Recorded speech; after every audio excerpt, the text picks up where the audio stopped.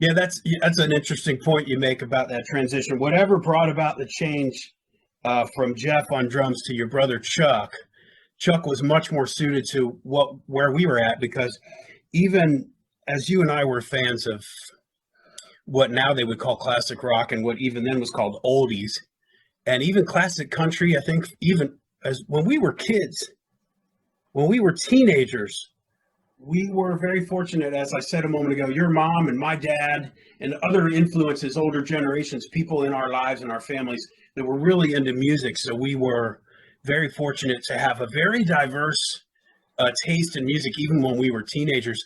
I know you like to tell the story of when you and I went to see the Four Tops and the Temptations, and like, Gosh, we were the only, we're, we were like the only white kids there, and maybe the only people under 30 or 40. we stood out and we got some looks.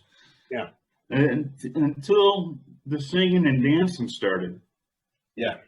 And knowing all the words and Yeah. some of the moves. Yeah. We were in hugs and high fives. That is the truth. That was an interesting evening, because we looked like we were way out of place, and then once the music started, everybody was just having a good old time. It didn't matter what Those were color. great seats too, man. We were right in the middle. Yeah, dead center, maybe 10 Happy. feet back. I don't That think we was one of the first shows ever at the yeah, what do they call it? at Riverbend. I think you're right. Riverbend, yeah. First season there was either 83 or 84, so we were right in that era that we're talking about now, when we were getting our first bands together. And so I meant, Did you have that big green machine by then? my first car was the big green machine, the 68 Buick Skylark. I wish I still had that. That thing was a beast. It's still right here, man. Yeah, that's the truth. Jamming raisins tapes in that thing. Paid $350 for that car, and the day after I bought it, it wouldn't start. But to his never-ending credit, 75 for it right now. yeah, right. The friend of a friend who sold it to me came over the next day and he fixed it, which was pretty nice. That's once you've sold a clunker like that, you're not obligated to do any repairs. And he was a good dude. He came around and hooked me up. The reason why When did Christian hop in the band? Well, the reason why I mentioned our diverse taste in music at that young age, even though we were into oldies and country and Van Halen, we were also kind of we were already hanging out at the Jockey Club, the infamous punk rock bar down in Newport, Kentucky. We were seeing Johnny Thunders of the New York Dolls, the Cramps, Suicidal Tendencies, the Ramones, the Damned. Well, the first one, my first show there, I know you had been a couple times and you told me and brought me, was Black Flag. Yeah. And I remember going in, asking for and getting a 12-pack of PBR. And, at 15, hog heaven. I was like, this is fantastic. Yeah. And it's packed and ran into Henry Rollins. Yeah. Like literally, bumped into him. He was on crutches. And this crazy long-haired dude on crutches and nothing but jogging shorts on. And hell, I thought that was normal. And then he got up and he was the singer. Yeah.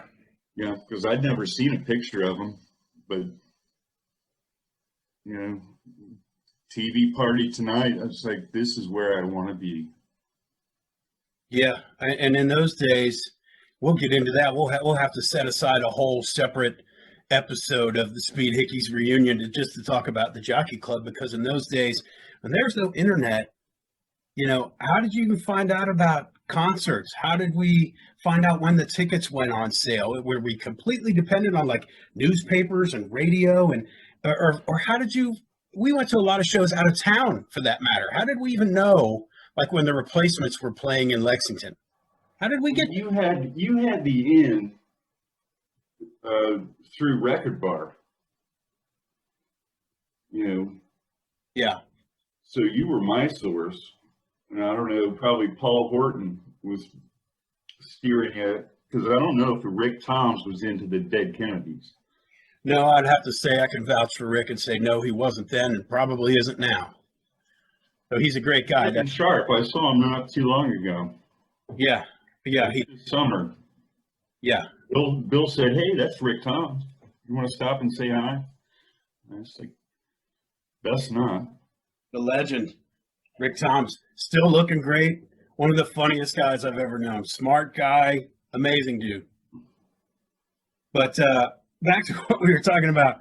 The first bands we were starting, Jeff was out of the picture. Chuck was playing drums now because in addition to all the different kinds of music that we liked, we were really getting into punk rock. We were going to the Jockey Club and we were playing like Stone songs and Beatles songs and Elvis songs, but then we would play like the Ramones or the Cramps. You know, we were starting to get some other things in there, some more like kind of, you know, just some gritty punk rock stuff that was a whole new ball game for us. Yeah, and you know, and in my eyes, in my mind, the way we played "Born to Be Wild" was punk rock, because well, that song's fun to play. You make a very good point there because we were playing, you know, songs from the 60s and 70s, but especially when we got Chuck into the picture, it definitely became more of like a man, he could hit him hard. Yeah, yeah. So you're right. When we played a Steppenwolf song, it was punk rock. So, and at some point there, Bratfish would morph into the Speed Hickeys. Do you think? And if I got the story right, you had a girlfriend, I can't remember her name, and she explained to you what a speed hickey was. Yeah, that's true. If I got this right, it's like when you get hit with a baseball and it pops, you know, it's instantly like swells up, turns red. It's like an automatic hickey, a speed hickey. Yeah, I think you could.